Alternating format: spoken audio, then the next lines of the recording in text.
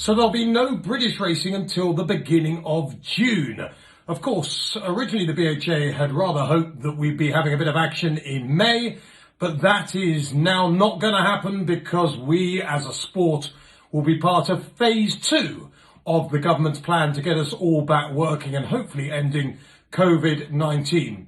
Of course, there are some in the sport that seem to think that racing should just take place. Indeed, I saw some of the headlines before Boris Johnson's big speech on Sunday night, and you'd have almost thought that there were people in racing, or at least newspaper editors, that thought that Boris might start his speech with "racing will start in 2 weeks. Oh, by the way, now let's get on to all the people who are dying around the country."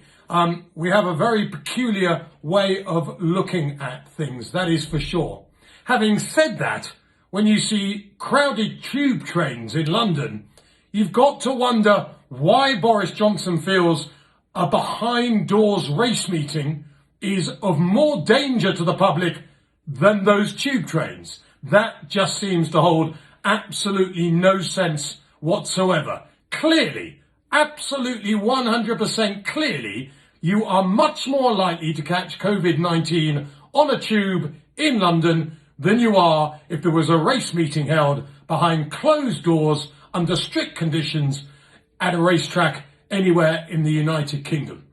So we wait. What does that mean for the fixture list? Well, it means that everything just has to shunt back, probably a couple of weeks. I still see no reason why the Guineas can't be run mid-June. The Derby could be run mid-July. And then, of course, we just fit in anything we can in between. Now, if the Guineas were run in mid-June, Royal Ascot could easily happen at the end of June, and you could make June a fantastic month. There'd be no point in running the St James's Palace Stakes, and there'd be no point in running the Coronation Stakes. First of all, it seems very unlikely we're going to have international action anyway, i.e. runners from Ireland and France, although that's not absolutely clear. It might be possible, but it seems unlikely.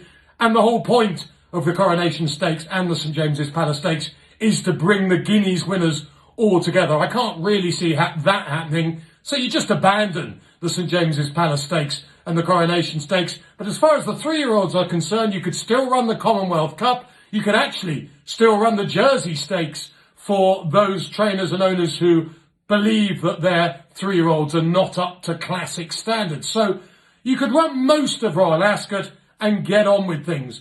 Whether we can fit in Glorious Goodwood, all of York, only time will tell. You would have to think that 1 or 2 of those major meetings will have to be curtailed in some sort of way.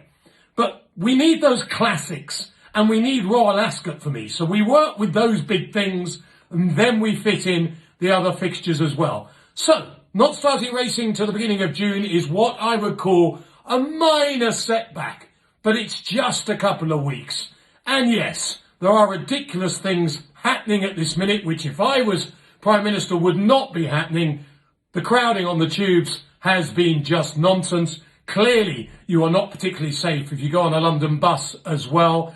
But as long as you the people, remain sensible, and this is up to you, because remember, it's up to you whether you get on that crowded tube.